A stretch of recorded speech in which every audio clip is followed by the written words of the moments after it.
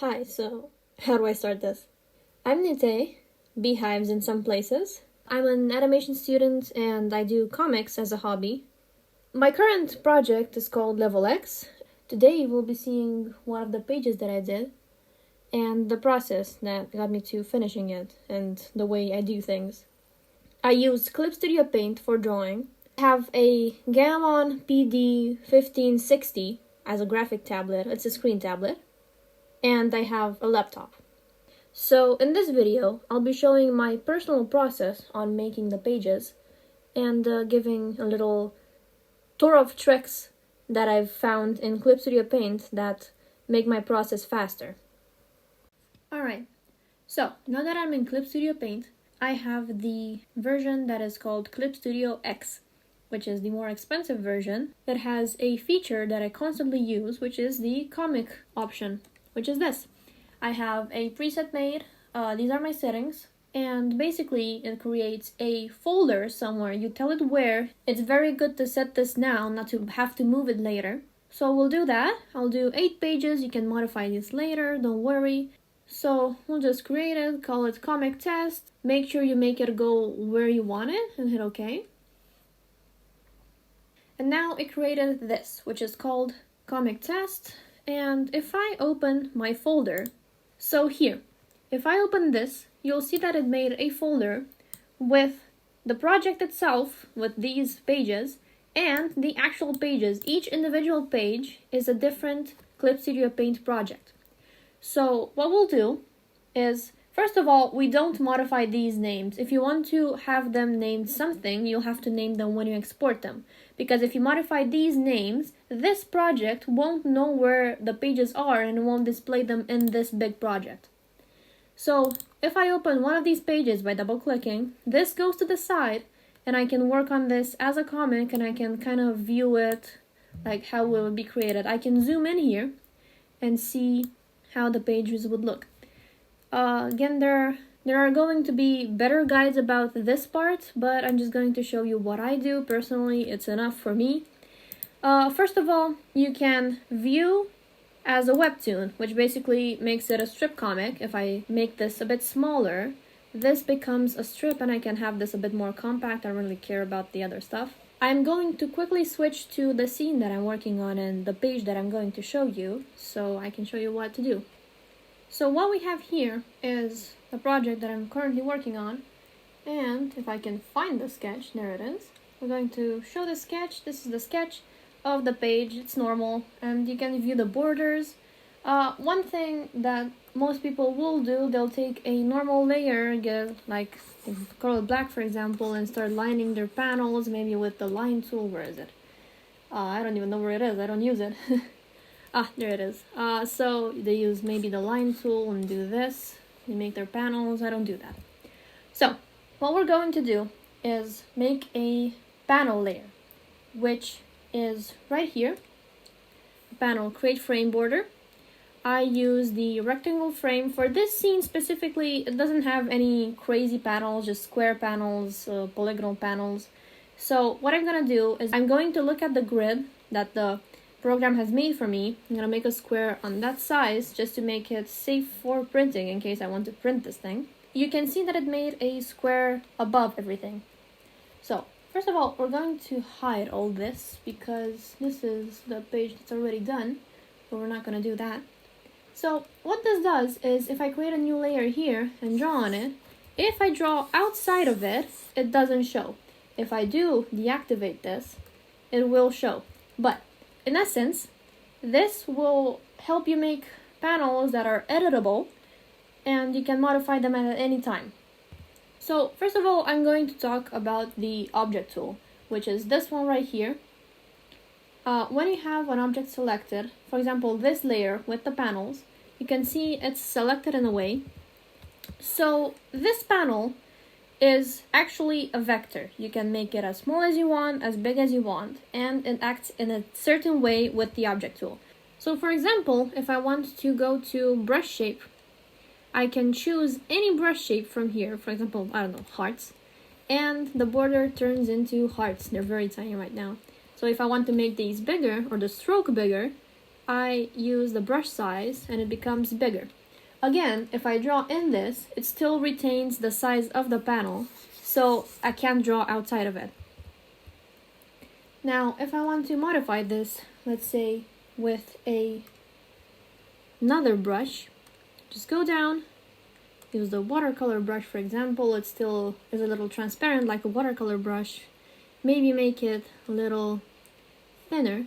Now, I personally in this scene did not use panel borders, so if you don't want panel borders at all, just untick draw border. If you don't have this option, just go to settings here and find the option and tick the little eye symbol and it'll appear here in the options.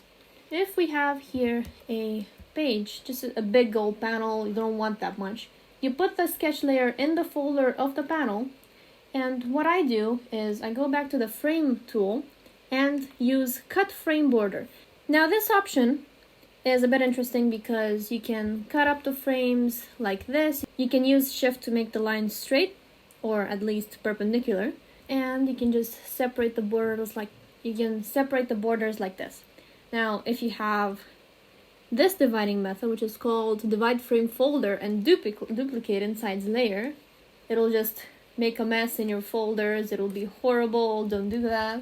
So just make sure that you have this option ticked, which just keeps one single folder. That's all I like. If you want different folders, just do that. You can also control and click like this to modify the cuts of the borders. So now that we have the borders, what I'm gonna do is I am going to make some line art.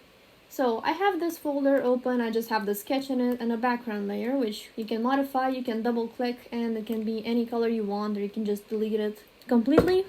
Now, if I want to make some line art, for example, I am going to make a vector layer, which is another cup of tea.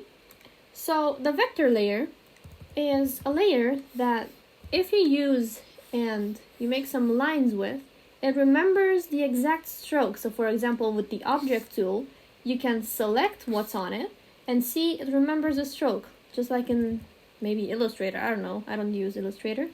But, so for example, if you want to modify the brush shape, just like in the borders, you can do that. You can make it a spray, for example. I don't know why you want to do that, but still. So with that, you can also modify the brush size, thickness, whatever. And you can just delete something without having to get the eraser tool. But my favorite part about it is, for example, if I have this hair and I want this hair done, but I don't want to be careful about where I make my lines. Say I make my lines like this. I get the eraser tool with the vector options, though any options work. On this, just make sure you have this setting made correctly. This is the one that erases how I'll show you. So for example, if I erase like this, it'll be just, it erases until the intersections of the vectors. So for example, I can erase this, and that's how I do the lines easily. So now I'll just put up a time lapse of how I did my lines, and we'll get back with the coloring. So now that we finished the line art, we're going to go into the wand tool, which is this one, wand selection. So first of all, we're going to look at this type of selection. The second option just adds onto selection. So for example, if you have the first option, it just makes a separate selection for anything. If I want to take all the visible layers into consideration, so exactly what the image is on my screen, I have to say refer to all layers. So what I see on the screen is what's going to be taken into consideration. So if I take the outside of the line art, you see it's going to be selected. I usually keep the area scaling to 2, which means the selection will be made and then it will be extended by 2 pixels, so that when I invert it and fill it, it won't go outside of the line art. So if I go and add to that selection with the second option, right here, the second option, it's going to close a gap sometimes. You can edit that. I don't usually close gaps. You can make that bigger or smaller depending on what you're doing. So right now, what just happened? I am going to keep it on close gap because it's doing that to Amber's hair. Didn't close the line there apparently. So what I'm doing here is I am finishing up the selections. I'm not gonna select the outside because it doesn't really matter. Now I'll invert the selection, and I'll make a new layer underneath the line art, a normal layer, not a vector layer, because you can't fill vector layers with the bucket tool. And I'll take the bucket tool, get a random color to fill this in. I have a shortcut for it. Oh, and I forgot a part. So I'm gonna select this normally, and then I'm just gonna go to the color layer and cut it. Okay, so now I have this part. I'm going to lock the opacity, which is here. So for example, if I want to color more inside the layer, it won't extend it. But if I erase it, it will be erased and I won't be able to color on that erased part anymore. I'm going to take that and I'm going to start coloring the characters. Now, what I like using is the swatches that you can make a custom palette of. Go here and you make a new palette. I think you go, here to settings, and then you make a new palette. Where is it? Add new settings. Basically, you get to name it. So I'll just take Amber's colors, make this a bit bigger, and fill it in, just color. And the same way the one selection tool acts, the bucket tool will also act. So you have refer to other layers or all layers visible. And I'll just take Amber's hair color and fill that in. Now, oh, there we go. Now, if I want to erase this part, I don't have to go selecting the line art again and cutting, which cutting also deletes from the lock opacity tool. Now I can just go into no color on the bucket tool, which a shortcut is C, I think. And I can just erase that, and it creates it deletes that part of the locked opacity layer. So now, instead of sitting down and finishing this, I'm just gonna delete this layer and use the one already finished because the page is already finished. So what we're gonna do now is make a background. I'm not going to go over this, I just have some brushes that I use, some gradients, some palettes. What we're gonna look over is grouping this. You can just select a few layers with selecting, shift, clicking, and then Control G to make it into a folder, which you can then close. And you can set the folder to have a certain color, like red or green or whatever you have. I think you can also make it custom. So now we're just going to shade this. Not gonna go over this either because this is just a common technique. So now we're going to go over speech bubbles. I'm not going to actually share what they're saying here because it's spoilers right now. What we're going to look at for in bubbles is that the text tool you can make presets for. So when you have a brush and you want it a certain way, a certain size, a certain transparency, you can lock it. So for example, if I have a pen brush and I have it like this, then you see it's locked. So if I make it a different size, it goes a different size and it stays like that while I'm using it. But if I click away from it and then I go back, it goes back to the thickness. Same goes for any other setting. And if I want to change this setting, I just untick the lock here and it will let me modify it. If I lock the tick back, it will save those settings afterwards.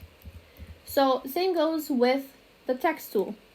If I want to have some text with a certain font, a certain size, this remembers the settings and doesn't modify them.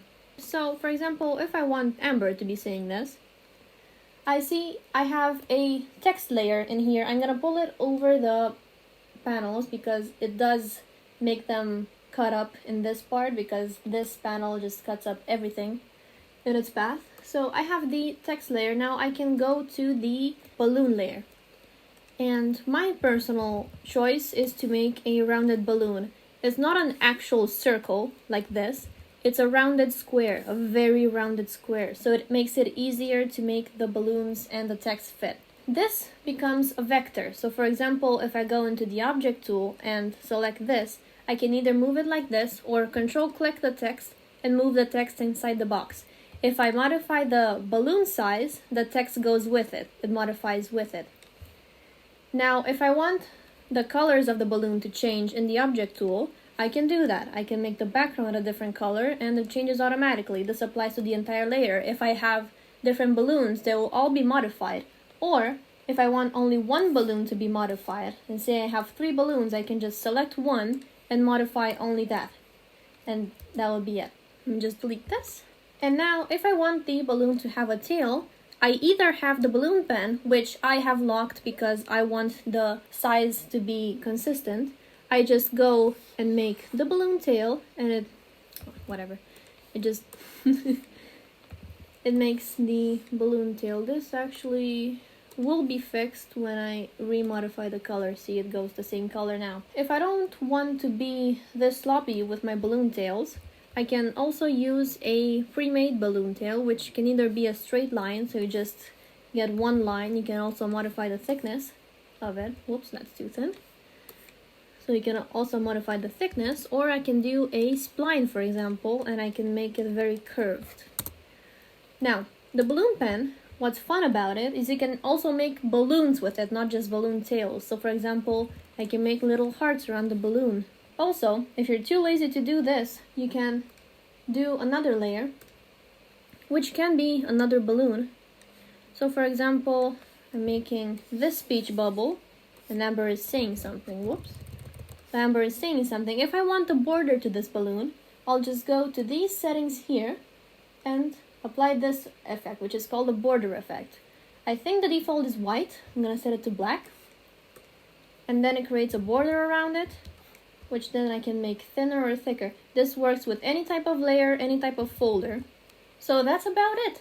This is how I make my comics. And I hope this guide helps someone. I hope this was fun to watch. I hope my microphone is better now because I'm using something slightly better. And I wait to see what you guys tell me in the comments.